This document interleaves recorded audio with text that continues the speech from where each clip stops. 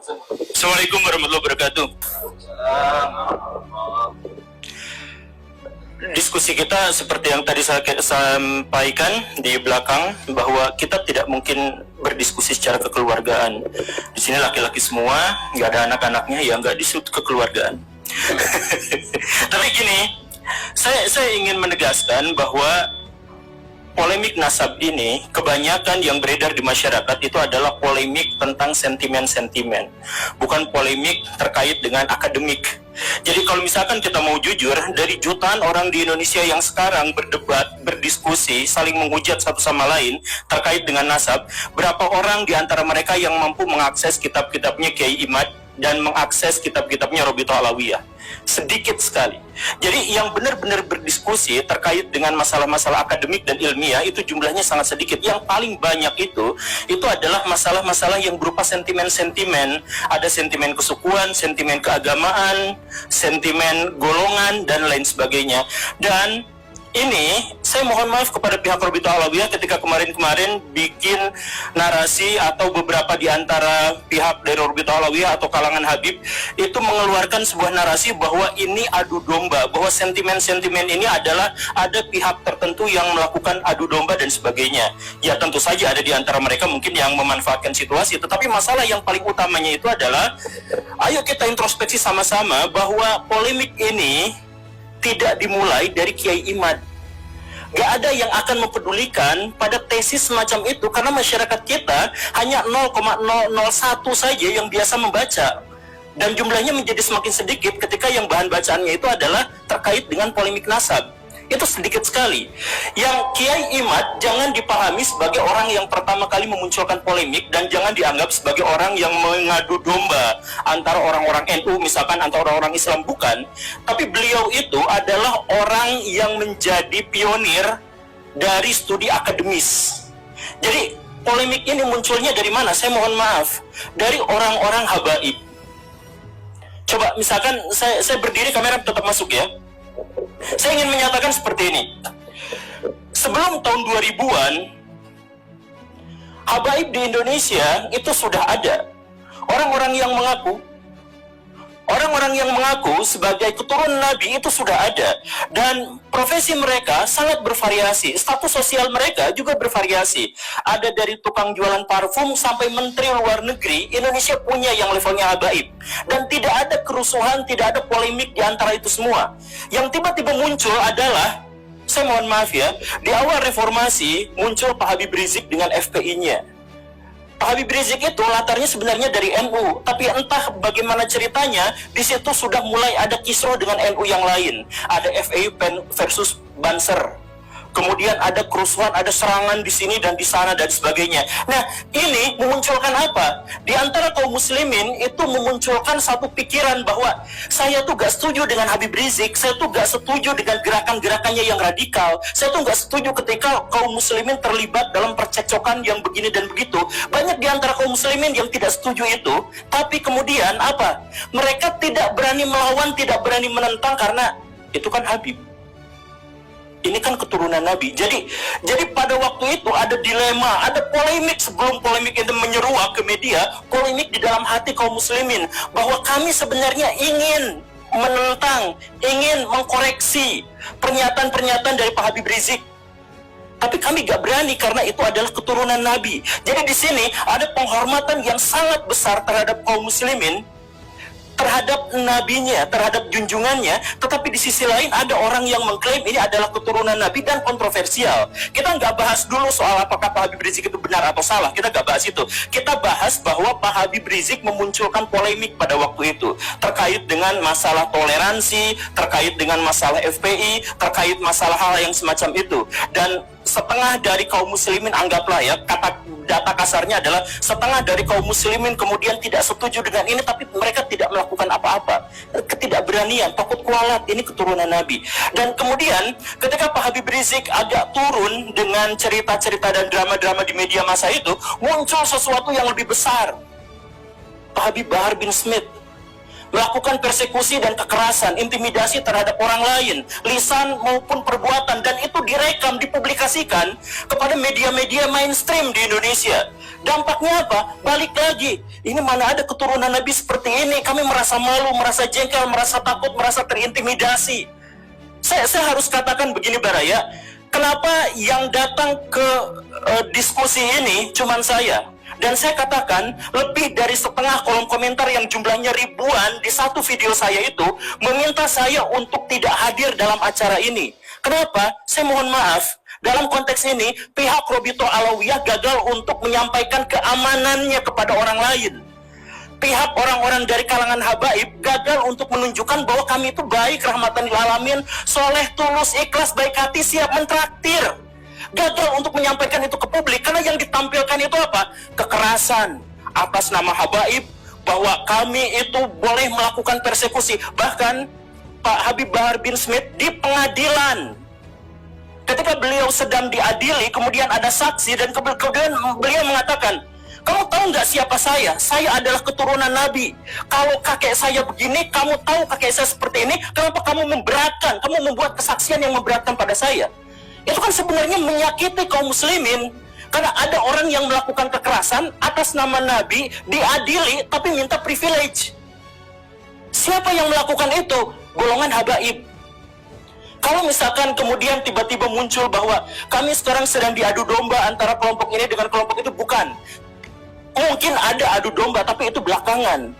Munculnya itu dari mana? Dari keresahan kaum muslimin karena melihat di satu sisi kami mencintai, demi Allah kami mencintai Nabi, dan wujud dari kecintaan kami terhadap Nabi adalah kami tidak akan mau menisbatkan kekerasan, kejahatan, dan kontroversi terhadap orang-orang yang mengklaim dirinya sebagai keturunan Nabi. Kan masuk akal kan, begitu kan? Kecintaan terhadap Nabi adalah mensucikan beliau dari semua tindak tanduk yang mengangkangi syariah Islam. Nah, jadi permusuhannya sekali lagi ya, kita nggak bahas soal apakah Pak Habib Rizik itu benar atau salah, kita nggak bahas soal Pak Habib Bahar itu benar atau salah, kita nggak bahas itu. Kita membahas rasa takut dari kaum muslimin, rasa resah, rasa merasa terintimidasi. Karena di satu sisi, kaum muslimin sangat mencintai Nabi, tetapi di sisi lain, ada keresahan bahwa Nabi dikaitkan dengan tindakan-tindakan atau simbol-simbol dari kekerasan. Itu rasa sakit hati itu belum terobati sampai akhirnya muncul di video Pak Habib Bahar yang sangat kontroversial itu, kakinya diciumin oleh santri-santri yang ngantri jalan bebek. Coba rasakan betapa sakit hati dan marahnya kaum muslimin. Coba kita misalkan bisa melihat dari berbagai perspektif. Misalkan lihat orang-orang yang biasa orang Islam berdebat dengan orang Kristen, berdebat dengan apa, kan ramai sebenarnya di media sosial. Lihat perdebatan di antara mereka, dan orang-orang non-muslim bawa-bawa itu. Tuh lihat, buah tidak pernah dari pohonnya. Sebagai penegasan, kalau Bahar melakukan kelakuan yang seperti itu, ya begitulah nabinya. Itu ejekan terhadap kaum muslimin dari orang-orang non-muslim, tapi orang-orang non-muslim pun tidak bisa disalahkan. Karena apa? Karena memang Pak Habib Bahar melakukan itu atas nama keturunan Nabi. Kemudian lihat misalkan kelompok-kelompok Islam yang lebih moderat atau yang lebih plural, mereka sakit hati melihat itu. Karena apa? Karena betapa feodalisme di antara kaum muslim masih terjadi. Ada orang yang diciumi kakinya. Kemudian kita melihat misalkan kelompok-kelompok yang lebih radikal atau kelompok-kelompok yang berpikir lebih fundamental. Katakanlah kelompok salafi yang kita sebut sebagai wahabi misalkan. Mereka marah, mereka sakit hati karena apa? Karena ada orang sujud di depan orang lain atas nama keturunan Nabi. Betapa sakitnya. Coba kita melihat kalangan nasionalis, Islam nasionalis, sakit hati ketika melihat ada orang keturunan Yaman kemudian disujudi, diciumi kakinya oleh orang-orang pribumi pesek. Jadi dilihat dari konteks apapun, dalam perspektif apapun, ini benar-benar menyakiti kaum muslimin. Tapi kala itu kaum muslimin berpikir bahwa ya sudahlah, pasrah aja, kami sakit hati, kami marah, kami pengen sekali untuk mengajak orang ini ke dalam ajaran agama yang benar, katakanlah seperti itu. Ya tapi nggak bisa kan, dia Habib, dia kan keturunan Nabi. Jadi sebenarnya polemik ini bukan muncul gara-gara Kiai Imad, bukan muncul gara-gara dipopulerkan oleh saya, Guru Gembul, bukan. Tapi ini adalah akumulasi dari kekesalan dan kemarahan kaum muslimin terhadap apa yang terjadi yang ditunjukkan oleh beberapa kalangan dari habaib, dari kalangan Ba'alawi. Jadi jangan dulu ada cerita bahwa intelijen masuk ke sini, ya mungkin itu belakangan. Jangan dulu cerita bahwa ini asing masuk ke sini, ya, jangan, belakangan aja dulu. Kita introspeksi. Karena kalau misalkan kita mau maju, kita harus cari solusi. Bagaimana cara kita menemukan solusi? Ketahui masalahnya. Bagaimana cara kita mengetahui masalahnya? Kita berani untuk introspeksi diri. Saya selalu menyatakan, mempopulerkan kepada orang lain, ayo kita introspeksi diri. Kaum muslimin, kenapa sekarang terpuruk? Kaum muslimin kenapa ketinggalan zaman? Karena setiap ada bagian dari kaum muslimin yang disakiti, kita salahin pihak lain. Ketika Indonesia tidak maju, apa yang dinarasikan? Oh, karena ini adalah konspirasi elit global, konspirasi Yahudi, ini Amerika Serikat yang keji dan sebagainya. Ya iya, katakanlah memang seperti itu. Tapi tidak ada seorang pun di antara kita yang gagal itu kemudian menyalahkan pihak lain. Kalau kita gagal dalam permainan sepak bola, kita nggak berhak untuk menyalahin pemain lain yang lebih bagus. Kalau misalkan kita melihat bahwa Indonesia sekarang carut marut, jelek, terpuruk, tidak memiliki peradaban yang memadai, ketergantungan sama pihak asing, sama Cina, Amerika Serikat dan sebagainya, introspeksi diri, mungkin kitalah yang salah. Bukan lalu kita menyalahkan pihak lain. Nah, termasuk juga dalam hal ini Rabi'ah Alawiyah, kalau misalkan mau berbicara tentang polemik nasab ini, tolong pikirkan jangan, oh ini adalah gara-gara konspirasi, bukan. Ini gara-gara introspeksi aja, saya mohon. Introspeksi aja bahwa di antara kita memang ada orang-orang yang seperti itu. Dan ketika tesis Kiai Imad itu lahir, muncul, akhirnya mengemuka, sentimen-sentimen itu bertebaran di mana-mana. Anti komunis Yaman, imigran Yaman, ayo kita deportasi mereka dan lain sebagainya. Kenapa muncul sentimen-sentimen yang seperti itu? Sentimen itu muncul jelas jauh dari studi akademik, jauh sekali dari nuansa-nuansa atau ekosistem ilmiah, jauh sekali dari situ. Tapi kenapa? Ya karena sebelumnya bukan masalah nasab yang dituliskan oleh Kiai Imaduddin, bukan. Tapi sebelumnya sudah ada bara dalam sekam yang begitu besarnya, yang akhirnya membuat kaum muslimin ketika ada lecutan sedikit, ada pembukaan, mereka katakan apa? Alhamdulillah ketika saya sekarang mengkritik Habib Bahar, saya tidak akan kualat karena dia bukan keturunan Nabi. Jadi munculnya itu bukan alhamdulillah saya tetap bisa mengagungkan Nabi, saya tetap bisa menganggap Nabi sebagai figur yang ideal, yang kuat, yang bersih, yang baik hati, yang soleh, yang suri tauladan bagi seluruh manusia. Alhamdulillah, karena ternyata orang-orang yang mengingkari akhlaknya itu bukan keturunan Nabi. Alhamdulillah. Jadi sentimen ini muncul bukan gara-gara Kiai Imad. Kiai Imad hanya membuka keran bahwa ketika mengkritik Pak Habib Rizik, ketika kita mengkritik Pak Habib Bahar, itu tidak apa-apa karena tidak ada hubungannya dengan Nabi. Itu saja. Dan lihat apa yang terjadi setelah itu. Yang terjadi, video-video bertebaran, ditambah lagi video-video yang lain. Misalkan, muncullah video yang kemudian saya juga tampilkan kemarin. Ada Habib yang mengatakan bangsa ini bisa menjadi bangsa yang kuat, yang teguh, tidak kena bencana dan sebagainya karena mencintai para habaib. Kan beliau Habib, Pak Novel Alaidrus. Kemudian dikatakan, siapa yang berani mengkritik, mengkoreksi Habib, maka dia seperti iblis. Itu pernyataan tekstual, harfiah, literalaksnya seperti itu.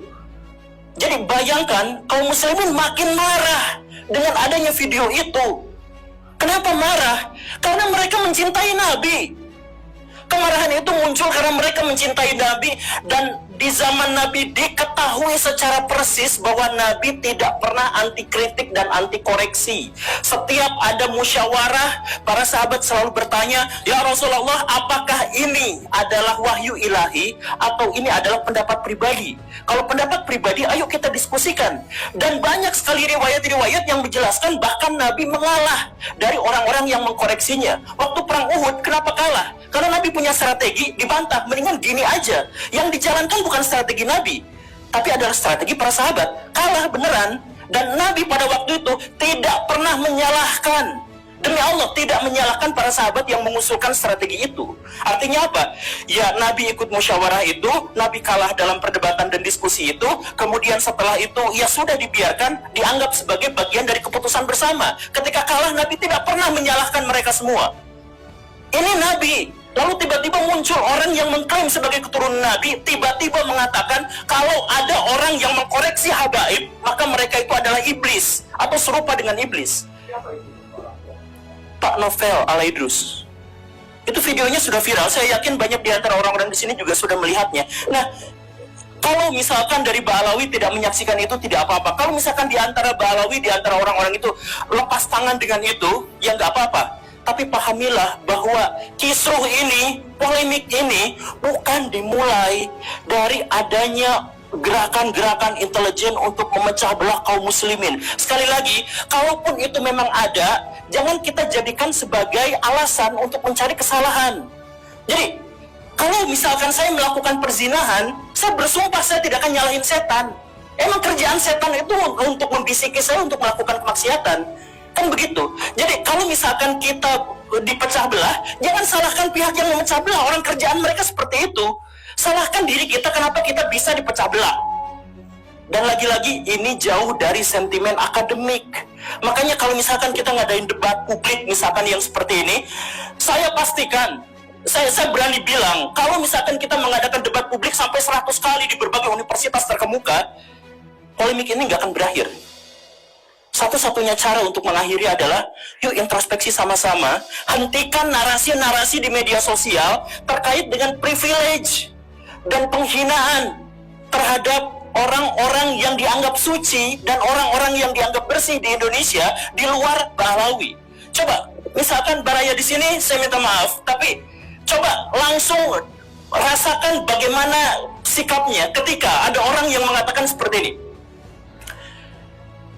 Sorbannya kiai-kiai itu derajatnya ada di bawah kaki dari Habib. Bahkan ketika Habib itu penzina, tukang narkoba, tukang mabok. Ada narasi seperti itu disebutkan, dipopulerkan oleh kalangan mereka sendiri. Jadi ketika polemik ini mengemuka, mereka langsung ngomong, jangan tetap jangan kritik habaib karena sorbannya, pecinya kiai-kiai itu derajatnya lebih rendah daripada kakinya Habib-Habib Ba'alawi itu yang tukang narkoba, yang tukang zina, tukang maksiat. Coba, orang kampung belajar Iqra. Orang kampung waktu kecil itu belajar tentang akidah, belajar tentang sejarah dari ustadz, dari kiai yang sangat mereka cintai. Lalu ada cerita bahwa kiai mereka derajatnya di bawah kaki habaib tukang narkoba. Rasakan bagaimana sakit hatinya mereka ketika mendengarkan narasi yang seperti ini. Bahwa kemudian Habib terbodoh itu 70 kali lipat lebih mulia daripada Habib terbodoh itu 70 kali lipat lebih mulia daripada kiai-kiai. Coba kalau misalkan kita ikut pengajian, kita ketemu sama orang yang kita saling tangan karena menganggap ilmunya luar biasa, memberikan kontribusi kepada kehidupan kita, memberikan pencerahan kepada kita, lalu dikatakan bahwa mereka itu nggak seberapanya dibandingkan dengan Habib paling bodoh. Bisa nggak merasakan penderitaan dan sakit hati yang luar biasa dari situ? Dengan sakit hati yang besar itu, maka debat-debat kayak gini anfaedah. Karena apa? Yang dibangun bukan studi akademik, bukan. Tapi sentimen-sentimen sejak awal. Bayangkan kemudian ada ulama-ulama Nusantara yang harus cium tangan, cium kaki terhadap Habib-Habib yang berjejer duduk di sofa dengan begitu megahnya. Kalangan nasionalis sakit hati, kalangan tradisional sakit hati, kalangan fundamentalis sakit hati, mau yang liberal sakit hati, yang radikal juga sakit hati melihat fenomena semacam ini. Jadi please lah,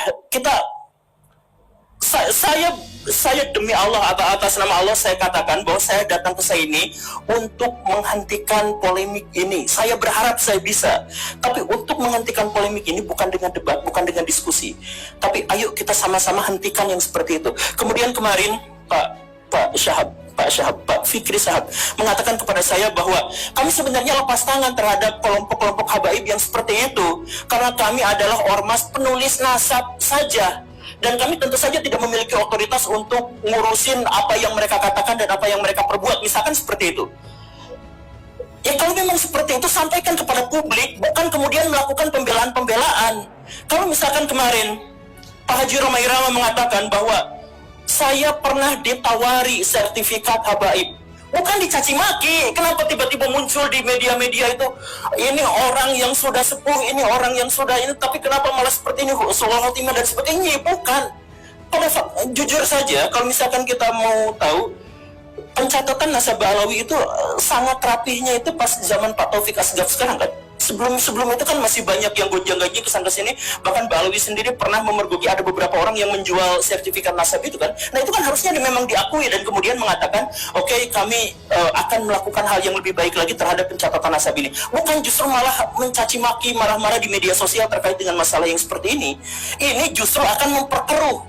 Sekarang Mbak Alawi musuhnya jadi banyak. Dan mereka bukan hanya banyak, mereka banyak marah ketakutan di sisi yang lain. Sehingga apa? Kemarin waktu ada pertikaian di Karawang atau Tangerang itu yang kiai katanya digebukin sama kelompok Balawi, sama kelompok Habib.